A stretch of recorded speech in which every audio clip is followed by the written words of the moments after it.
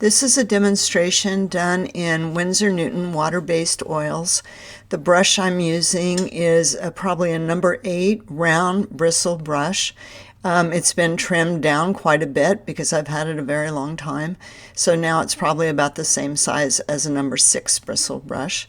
I'm painting on these wooden panels that are cradled, wooden cradled panels, birch plywood that I got from Blick. Okay, so I'm starting with the sky, and I started with the blue of the sky, and now I put in a little bit of the clouds in the sky, and now a little bit of the shadow. I'm using a stroke called scumbling. The thing I love about round bristle brushes is that you can just smear them around, but then you can also use them to make a stroke, like when I want to come up to the edge of the boat. So I decided to work all of the same color family at the same time.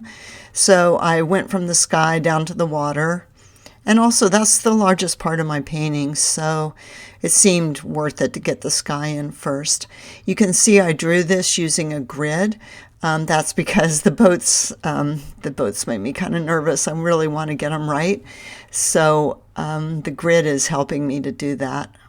Plenty of other artists use grids, people like Michelangelo, Da Vinci, the Egyptians, so I think it's okay.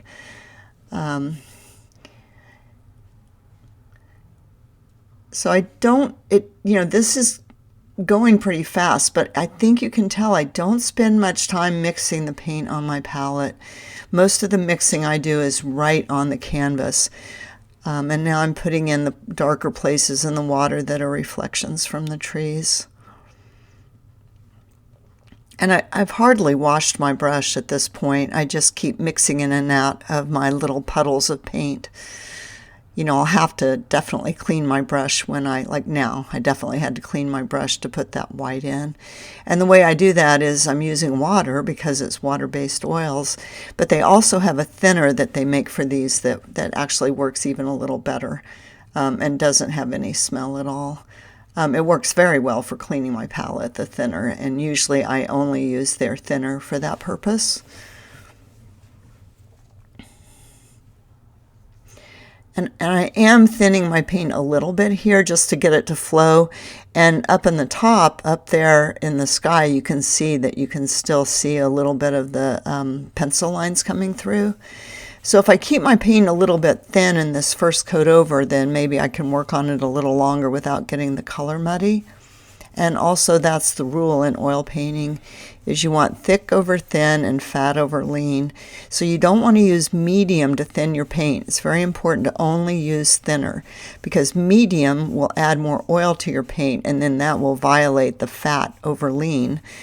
So lean is thinner and fat is more oil from your medium. And the other thing I almost always do in oil painting is work from my lighter colors to my darker colors. And that the next time over, I will definitely do that as well. I'll come back and start with the sky and my lighter colors before I go on to the boat. And that's just because, it seems like I just usually only use one paintbrush.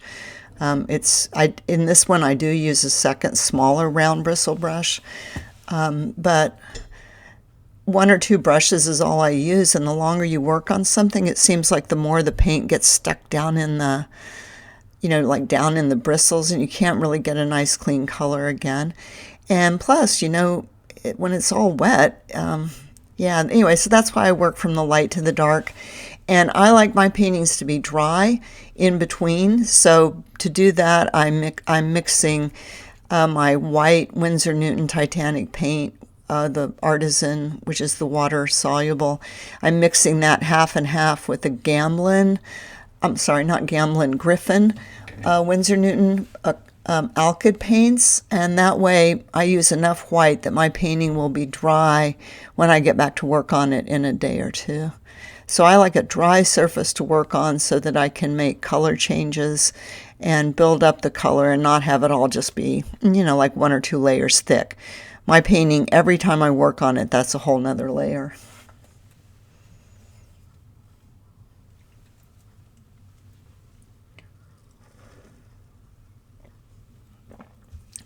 And I'm using a combination of that scumbling stroke and an actual brush stroke. Mostly I'm using the brush stroke right now just because maybe it's a small enough place that I can't really scumble. But I'm not really thinking about texture too much right now. I'm mostly thinking about color and value, and yeah, color and value.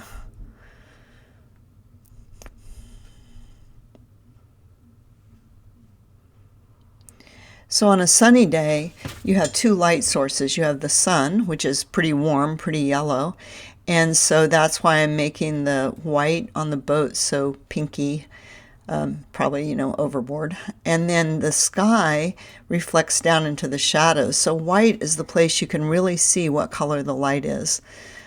So the shadows are very blue because they're reflecting the sky, and the lights on the boat are very yellowish because they're reflecting the sun.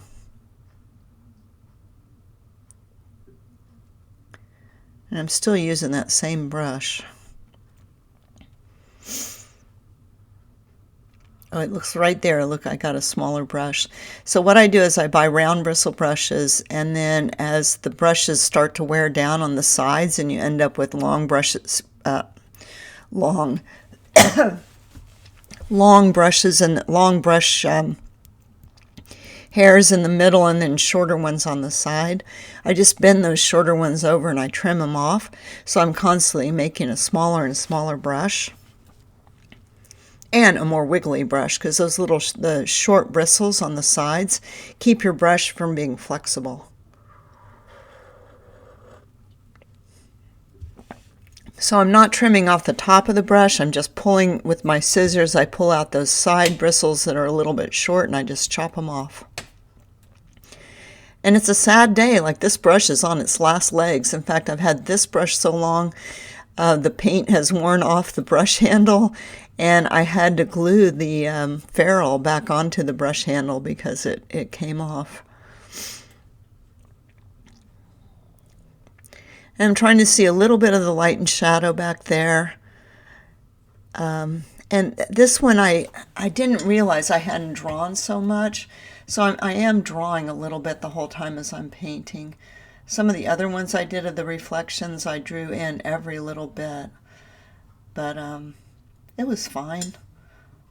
I didn't need to draw all that stuff in ahead of time.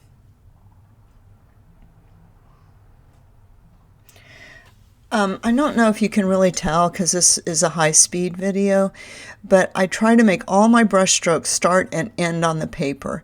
So I don't sort of flick off at the end. I just drag my brush on the canvas. I drag my brush across, and it definitely ends on the paper, and then, or the canvas, sorry. And then I just mix up some more paint to add another stroke, and you can see every time my brush disappears I'm adding more paint to it. So that is an important thing, having your brush strokes start and end on the canvas and not flicking them off or overworking or petting, which pats the life out of your painting because it destroys the molecular structure of the paint.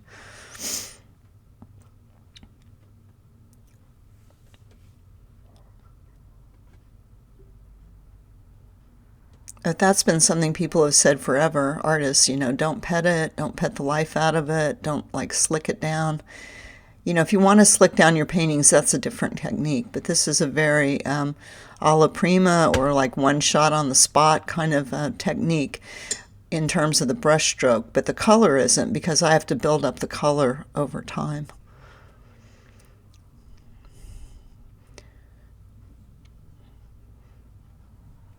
So I am trying to paint what I see, but on the other hand, I'm just painting at this stage. I'm painting the first thing I'm noticing. And then as time goes on, I'll be refining my color choices more and more, and always working on the relationship. And I don't spend much time mixing on my palette because you can't tell anyway.